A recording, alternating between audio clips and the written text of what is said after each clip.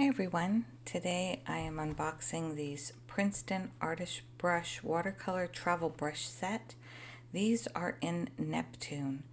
So the reason why I chose these is because the brushes I've been using in my house, my studio, have been these Princeton Neptune. And I really like how they hold water. Their spring is just right for me personally. This is a round brush here and a 10, and I have a couple of smaller ones laying around here somewhere too. Here's also a size 2. So I use these a lot. I have a 6 around here somewhere. It's just not at the desk I'm at right now. But I use those a lot, and so I was wanting to have a version that I could take with me. Now, I know there's those roller pouches, but I've always really loved these. They remind me a lot of, I don't know, old lipstick cases and perfume bottles that my mom used to carry in the 80s in her purse. And that's just what travel brushes remind me of. I've had these two for the past couple of years. But these I like to save to use with like my Daniel Smith and things like that. So I wanted to get like a cheaper set that either I wouldn't mind losing, like I wouldn't cry over it, or if I decide to do some gouache on the go. I know with gouache I probably use more of the square tip, but with travel brushes it can be harder to find that square tip. I did find one with Rosemary & Co. This is in a previous video. So this is a nice travel brush to have with that particular shape for gouache, but I thought this set could work for that as well. So let me unpackage it. Oh, here we go. So the sizes are listed on the back: 4, 6, 8, and 10. And this one is more durable and affordable than Squirrel. So this is 100% synthetic. There is no real animal in this one. So they come in this magnetic case. You'll see the magnet here. So you can leave them standing on your desk like this, or you can fold them completely flat. They come with these protective tips, so I'll be taking those off today. And then that's the handle. So what's nice about these handles is that they are clearly labeled as to what they are. Princeton Neptune 10. So I know already that all of these are round brushes. They all have this specific colored handle. So I know what's inside of these. So let me show you the difference. For example, my Escodas here, I'm probably going to have to get a label maker of some sort now that I have more brands. See, I just always knew what this was, but as you can tell, if I just look at it on the outside, there's no way to tell what kind of brush this really is, size-wise or anything, until I open it. So that's a nice perk about these Princeton Neptunes, is that they are clearly labeled. So I don't know, I might use some clear fingernail polish over this, just to make sure this doesn't wipe off too easily over time.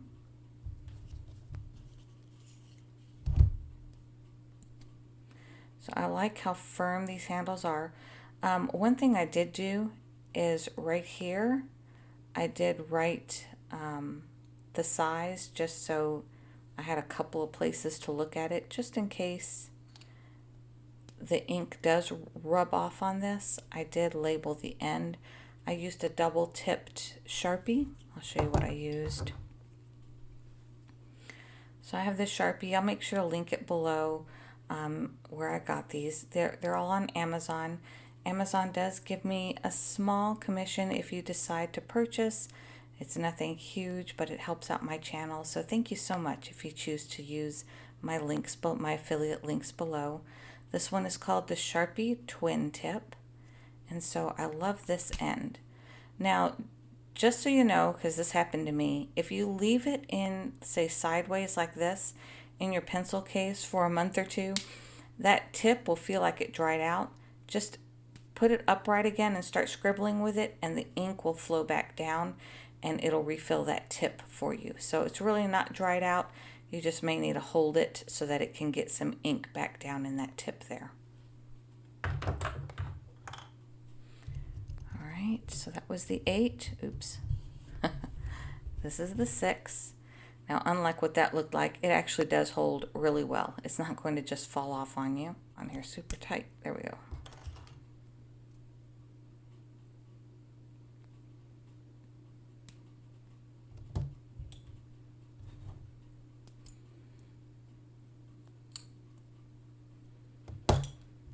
And then the last one is a 4.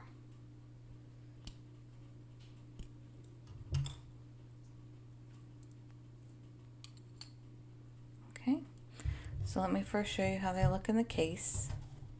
You put them all back in there.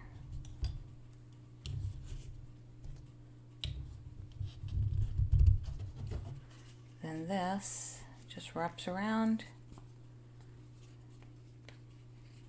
and pops into place just like that. Very cute. I really like those. They look amazing. And again, you can leave them on your desk propped up like this as well. All right, so let's test these brushes. Let's go with the biggest one and see how large that of a wash you can get with it.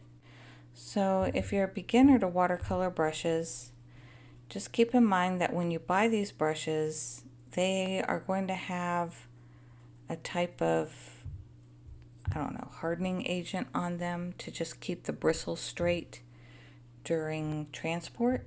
So you'll want to give them a little bit of a soak. Let them, not for like an hour or anything like that, but just like a few minutes. You want to give them a nice soak so that they become soft. They should not be completely stiff. So after they've had a chance to get wet, see how soft they just bend for you. So easy. Okay, so like for this one,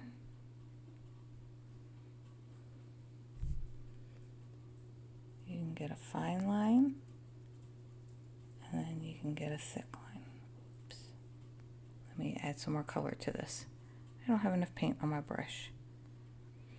So they call this their thirstiest brush. It can really hold a lot of water.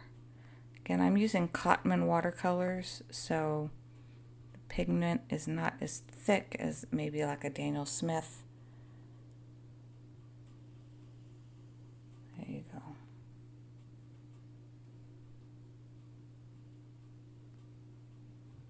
So you can see how you can get a nice fine line even with a very big brush like this one.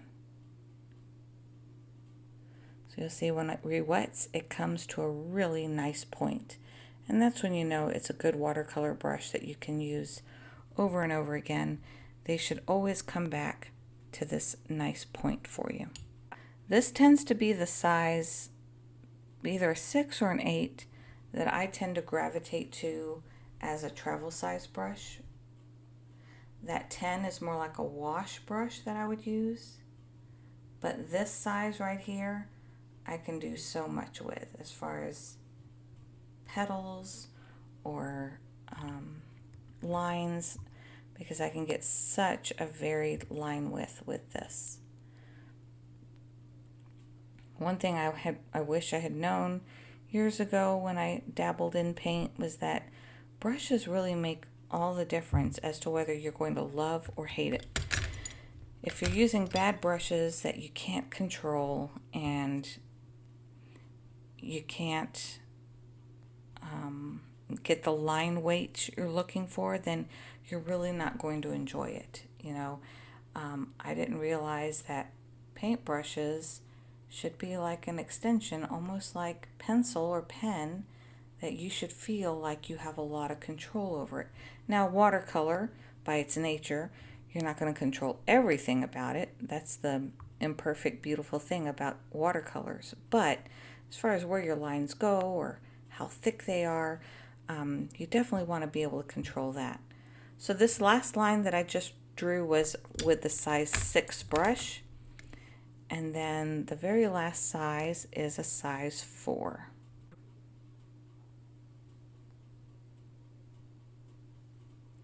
So the reason why I wanted to show all of these side by side is if you look at especially the line weights between the 8, the 6, and the 4. The only thing that changed with these is really the thickness of this part right here.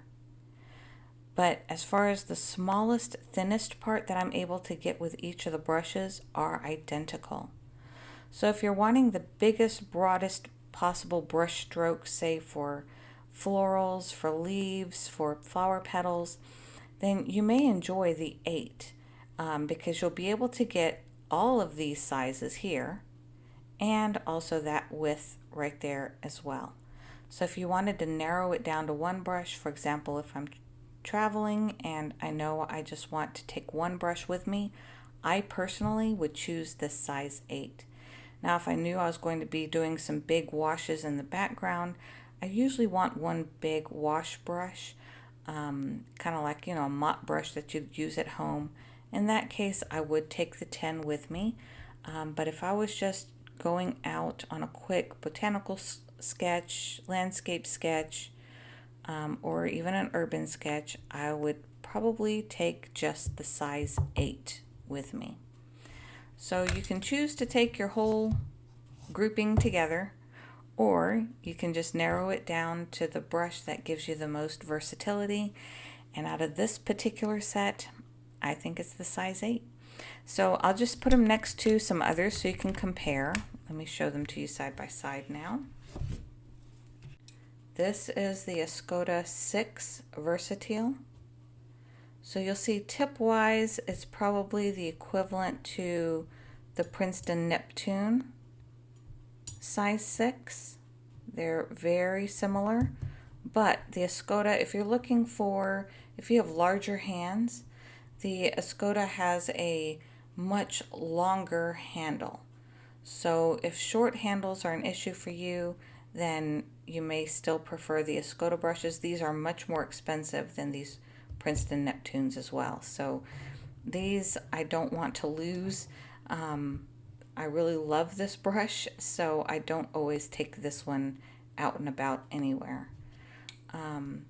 But I have small hands, so I know this 6 or this 8 will work great for me personally.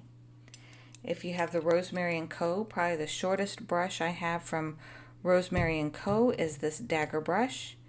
And you'll see it's just slightly longer than the size 6 Princeton Neptune. But with this, you get the nice versatility of thick lines, thin lines, and straight edges. So this is a carry with me all the time for plein air sketching. All right, so I hope that little comparison of a few travel brushes kind of helps you narrow down some possibilities for yourself. Again, these are the Princeton Neptune. I found them on Amazon. I will link them below if you choose to use my Amazon links. Thank you so much. And if you enjoy videos like this, please give it a thumbs up. I'll see you next time.